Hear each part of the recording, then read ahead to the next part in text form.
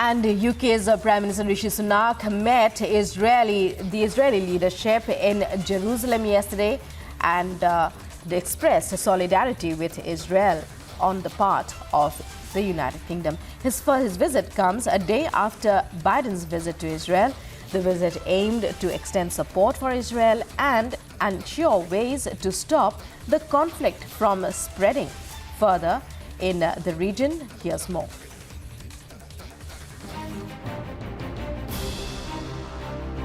British Prime Minister Rishi Sunak met Israeli Prime Minister Benjamin Netanyahu in Jerusalem on Thursday. On a surprise visit, Sunak arrived in Israel to show solidarity.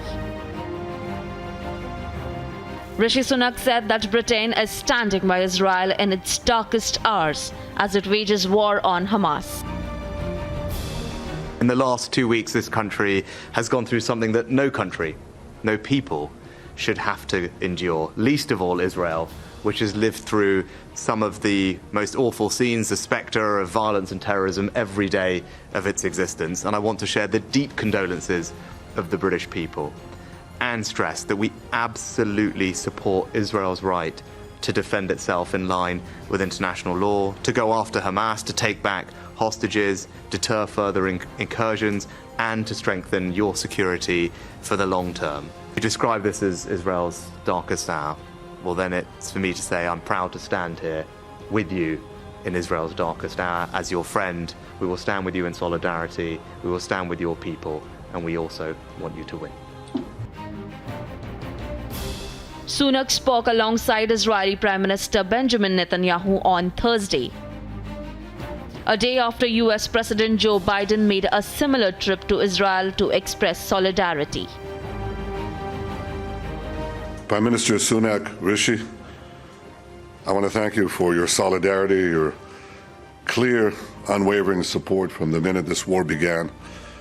I think the fact that you came to Israel tells us a lot. I said to President Biden yesterday that there's one thing more heartwarming than standing with Israel, it's standing in Israel. And the fact that you came here to do that is a very strong statement of support, which we deeply appreciate. The UK Prime Minister acknowledged the shocking scenes over the past day, including the aftermath of an explosion at a Gaza hospital, saying we mourn the loss of every innocent life.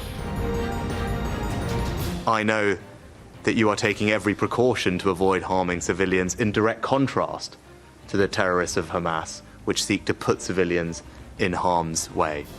But I also want to thank you for the support that your government has given to the families of British nationals caught up in this horror, including your efforts to release the hostages, secure their release, and I know that we will continue to cooperate, particularly with regard to the British nationals that are involved.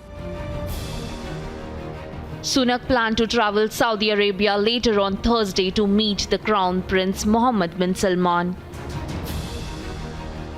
as Britain tries to dampen down regional tensions, get aid into Gaza and secure the release of UK hostages held by Hamas.